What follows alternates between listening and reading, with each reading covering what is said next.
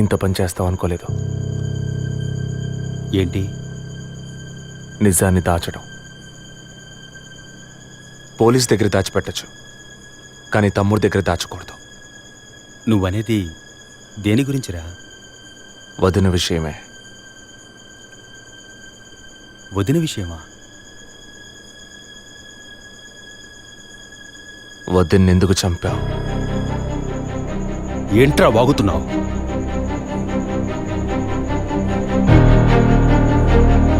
నిజంగా వదిన కడుపులో ఉన్నది నీ బిడ్డేనా? ఏం కూర్చావరా? మీ వదిన గురించి ఎంత మాట అన్నావురా? చైతీరా, నిజం చెప్పరా. పోలీసు అని ఏమైనా మాట్లాడతావా? నిజాన్ని నువ్వెందుకు దాచావు? దాచడం తప్పని నీకు తెలీదా? నేనేం దాచాను? చెప్పరా, నేనేం దాచాను? నువ్వేదో దాచిపెట్టావు, చెప్పరా.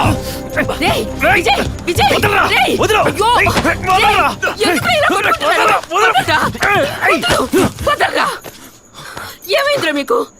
ఏం పనిరా ఇది? అమ్మా, వదిన విషయంలో వీడేదో దాస్తున్నాడు, చెప్పమను. రేయ్, పిచ్చి పట్టిందా నీకు? నేనేం దాచిపెట్టలేదురా. రేయ్, తను చనిపోయిందని బాధపడాల్సింది పోయి మీరు లేదు, కొట్టుకుంటారేంట్రా? వదిన తనంతట తను చావలేదు. మీరందరూ కలిసే తను చంపారు. ఏమిట్రా నువ్వు అనేది?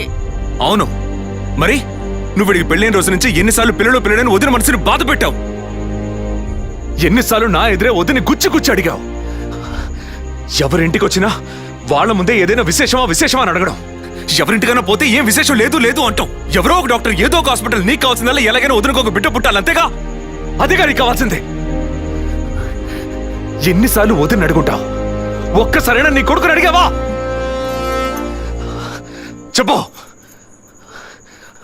చెప్పమను. నిజమేరా, నేనే తప్పు చేశాను. నువ్వు చెప్పినట్టు తప్పు నాదే, తప్పంతా నాదే. కానీ నువ్వు అనుకున్నట్టు కాదురా. నీకు బాగా తెలుసు ఎన్ని హాస్పిటల్స్, ఎంతమంది డాక్టర్లు, ఎన్ని గుళ్ళ చుట్టూ నేను మీ వదిన తిరిగాం. చివరికి ఒక నమ్మకమైన హాస్పిటల్లో అపాయింట్మెంట్ దొరికింది.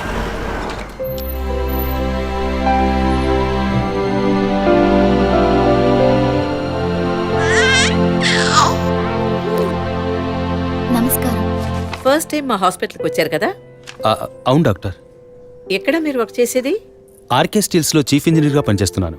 అంటే ఎక్కువ వేడి చేసే చోట పనిచేస్తున్నారన్నమాట. మీ సెక్షువల్ లైఫ్ ఆరోగ్యంగానే ఉంది. పిల్లల విషయంలో మాత్రం మీ స్పర్మ్ కౌంట్, అదే వీర్య కణాల సంఖ్య నార్మల్గా ఉన్నా మొబిలిటీ, స్పీడ్, హెల్దీనెస్ అన్ని వీక్గా ఉన్నాయి. ఇవాళ ఉన్న కపుల్స్లో 150 మందికి ఈ ప్రాబ్లం ఉంది. కారణం వాళ్ళు వర్క్ చేసే చోటు, మెంటల్ స్ట్రెస్, తినే భోజనం అన్నిటి వల్ల. ఇదేం పర్మనెంట్ ప్రాబ్లం కాదు. త్రూ ప్రాపర్ ట్రీట్మెంట్ ఈజీగా మీ వీర్య కణాల క్వాలిటీని అభివృద్ధి పరిచి నార్మల్గా బిడ్డకి జన్మనివ్వచ్చు. ఈ ట్రీట్మెంట్కి ఎన్ని రోజులు పడుతుంది డాక్టర్? కనీసం 1 year పడుతుంది. ఈ ట్రీట్మెంట్ తీసుకుంటే సక్సెస్ అవుతావా? 60% నేను గ్యారంటీ ఇవ్వగలను. మిగతా 40% మీరు నమ్మే ఆ దేవుడి చేతిలో ఉంది. ఒకవేళ ఎక్కువ లేట్ అవుతుందని మీరు ఫీల్ అయితే ఇంకో మెథడ్ ఉంది. ఏం మెథడ్ డాక్టర్? Artificial insemination. అంటే మీరనేది? దట్ మీన్స్ సెక్షువల్ లైఫ్ ద్వారా సాధ్యంగాని విషయాన్ని కృత్రిమ విధానంలో ఇంజెక్షన్ ద్వారా మీ వీర్యకణాలను మీ వైఫ్ అండంలోకి పంపిస్తే చాలు 100% గర్భవతి అయ్యే అవకాశం ఉంది.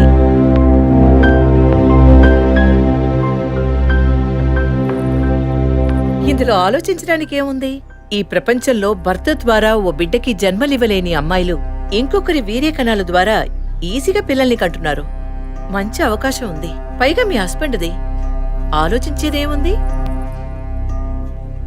తొలి రాగం చెరిపేను ఎదగెదూరం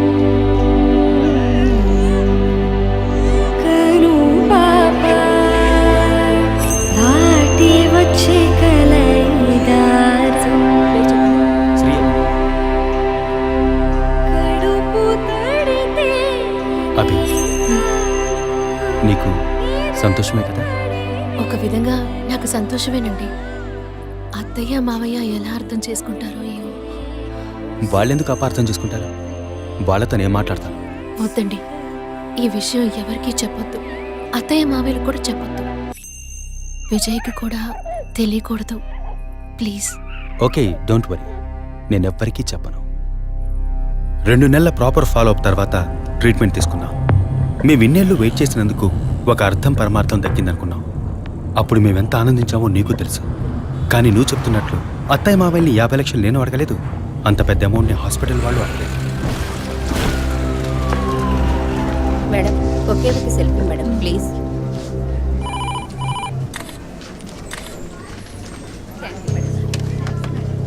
సార్ మీరు లోపలికి వెళ్ళొచ్చు. Thank you. Please be seated.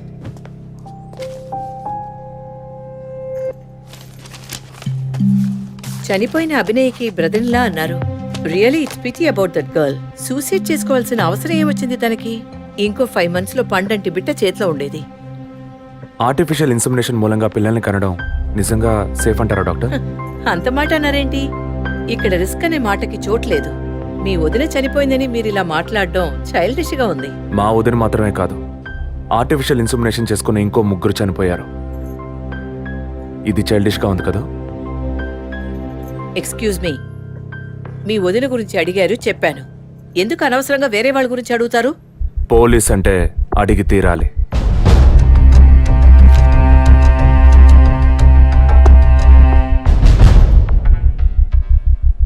I'm sorry, నేను ఇక్కడ క్యాజువల్గా అడిగిపోదామని వచ్చాను. కానీ మీ మాటలు విన్నాక ఇప్పుడు ఇది ఎంక్వైరీగా మారింది. మా అన్నయ్యకి పిల్లలు పుట్టే అవకాశం లేదని వేరే హాస్పిటల్లో రిపోర్ట్స్ ఇచ్చారు. దీని గురించి మీరేమంటారు? సింపుల్. హెడేక్ అని డాక్టర్ దగ్గరికి పోతే ఒకరు ఆర్డినరీ హెడేక్ అంటారు, ఇంకొకరు డీహైడ్రేషన్ అంటారు, ఇంకొకరేమో ఎంఆర్ఐ తీసి చూద్దాం అంటారు. కానీ ఎవరు కరెక్ట్ గా డయాగ్నోస్ చేసి ట్రీట్మెంట్ ఇస్తారనేదే ముఖ్యం. సర్లేండి, డాక్టర్లు కూడా సాధారణ తలనొప్పిని బ్రెయిన్ ట్యూమర్ అని చెప్పి బిల్లు పెంచేస్తున్నారు కదా. మాట వరుస కన్నా. ఎందుకు ఈ డౌట్? బయట మీరు చూసారే, టీవీ సెలబ్రిటీస్ మదన్ కౌసల్య వాళ్ళు కూడా ఇష్టమయ్యి ఆర్టిఫిషియల్ ఇన్సమినేషన్ చేయించుకున్న వాళ్లే. ఆ రికార్డ్స్ అని కూడా మేము సీక్రెట్ గా మెయింటైన్ చేస్తున్నాం. సీక్రెట్ గా పెళ్లి చేసుకున్న వాళ్ళు సెల్ఫీ తీసుకుని ఫేస్బుక్ లో పెట్టినట్టు సీక్రెట్ బాగా మెయింటైన్ చేస్తున్నారు. Keep it up. Anyway, legal గా మీ ఫ్రాంచైజీలో ఉన్న ఏ హాస్పిటల్స్ లో ఆర్టిఫిషియల్ గర్భధారణ చేస్తున్నారో, అది మాత్రమే కాకుండా ఎంతమంది క్లయింట్స్ ఇంతవరకు ఈ ట్రీట్మెంట్ తీసుకున్నారో నాకు ఫుల్ డీటెయిల్స్ కావాలి. ఇంకా ముఖ్యంగా మీ హాస్పిటల్ రిపోర్ట్స్. అవి ఇండియన్ మెడికల్ అసోసియేషన్ లో దొరుకుతాయి. But you need legal permission for that. అంత త్వరగా మీకు అందవు. మీ హస్బెండ్ ఈ హాస్పిటల్లో డీన్ మాత్రమే కాదు, మీరన్న అదే ఐఎంఏలో one of the board member కూడా. సో మీకు వీలవుతుంది.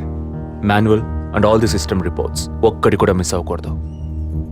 షూర్, 2 days లో వచ్చి తీసుకోండి. సారీ మ్యామ్, ఇంకో 2 hours లో కావాలి. ఓకే, నేను డిపార్ట్మెంట్కి ఇన్స్ట్రక్షన్స్ ఇస్తాను. If you don't mind, can you make it now?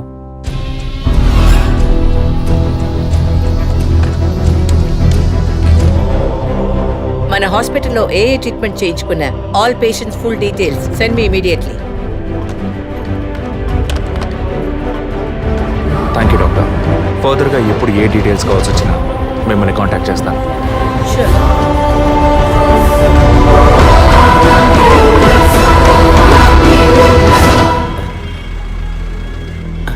పాలు సెలూన్ సార్. షేవింగ్ ట్రిమ్మింగే సార్? నేనటి న్యూస్ పేపర్ ఉంటే వెళ్ళి తీసుకురండి. అలాగే సార్. ఇదిగో సార్.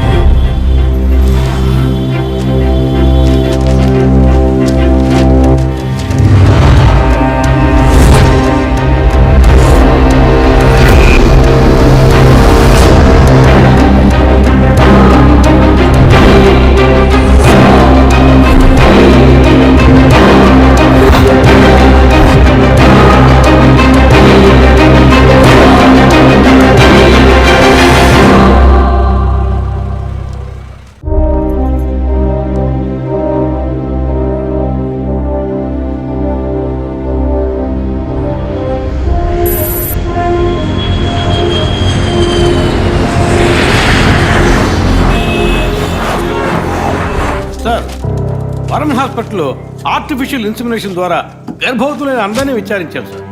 అందులో జెసికా, మీ వదిన అభినయ, పద్మ ఇలాంటి 6 మాత్రం గర్భవతులయ్యాక ప్రాణంతో లేరు సార్.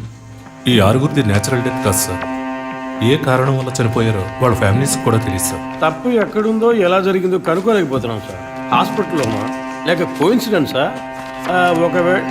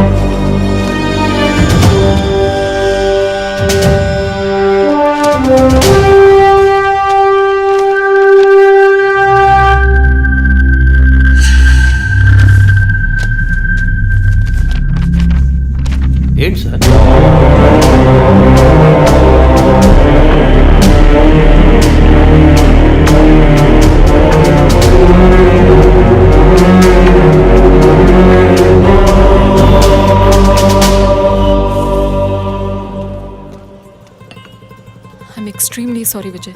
ఆ రోజు మీ వదిన గురించి నా ఫ్రెండ్ చెప్పింది నీకు చెప్పాను. అయినా తప్పే. నేను జెసికా కేసు విషయం మీద తిరుగుతున్నప్పుడు వదిన నన్ను ఎగతాళిగా అడుగుతూ ఉండేది, ఇదేమంత పెద్ద కేసు, కావాలంటే నేను హెల్ప్ చేయనా అని.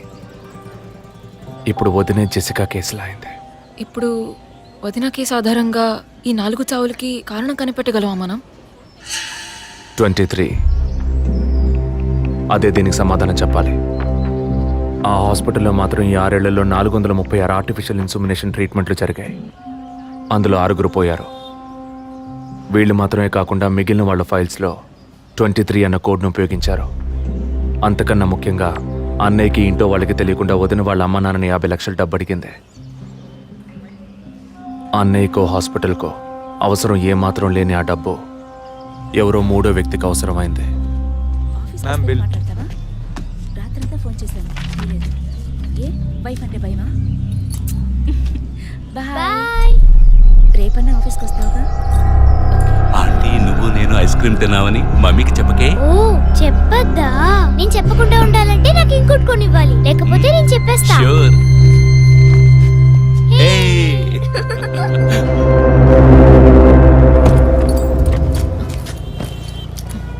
నీకు అర్జెంట్ కాకపోతే నన్ను స్కూల్లో కొంచెం డ్రాప్ చేస్తావా? ఇప్పటికే లేట్ అయింది. గీత, ఏమిటి? జరుగుతున్న ఇన్సిడెంట్స్ని బట్టి చూస్తే ఇది బ్లాక్మెయిల్ ఎందుకు కాకూడదు?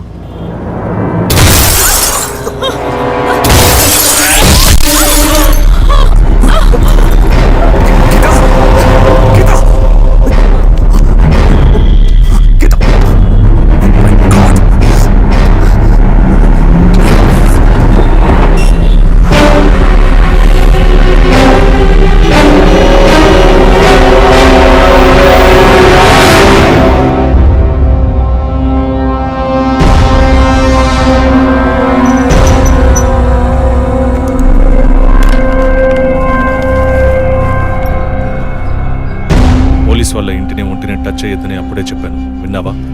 అందుకే ఇటువంటి సెంటిమెంటల్ ఎమోషన్స్ని డబ్బుని ఒకటిగా కలపకూడదనేది. టచ్ చేయటం తప్పు కాదు, వాళ్ళిద్దరిని ప్రాణాలతో వదలటమే తప్పు. నువ్వు వదిలేసి నన్ననకు. అయితే ఇది పూర్తయ్యేదాకా టీవీ టార్గెట్ని పక్కన పెడదాం. వద్దు, వన్స్ టచ్ చేసాం, బిగ్ టార్గెట్. ఈ అమౌంట్ ఇంకో 2 రోజుల్లో మన చేతికి రావాలి.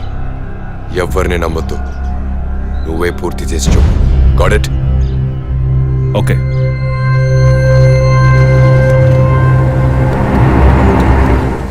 No trespasses. Proper ID card లేకుండా ఎవరిని లోపలికి రానివ్వకండి. Okay, sir. Including doctors. Yes, sir. Thank you. Okay sir.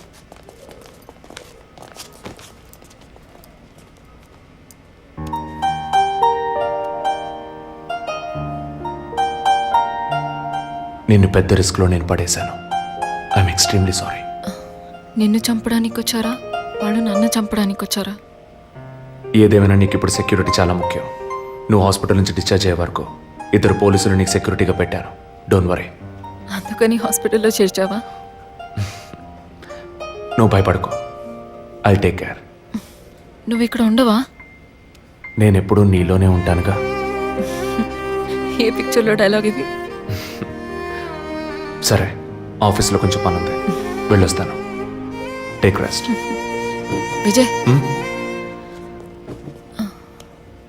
వాళ్ళు ఎందుకు బ్లాక్మెయిల్ చేస్తున్నారు?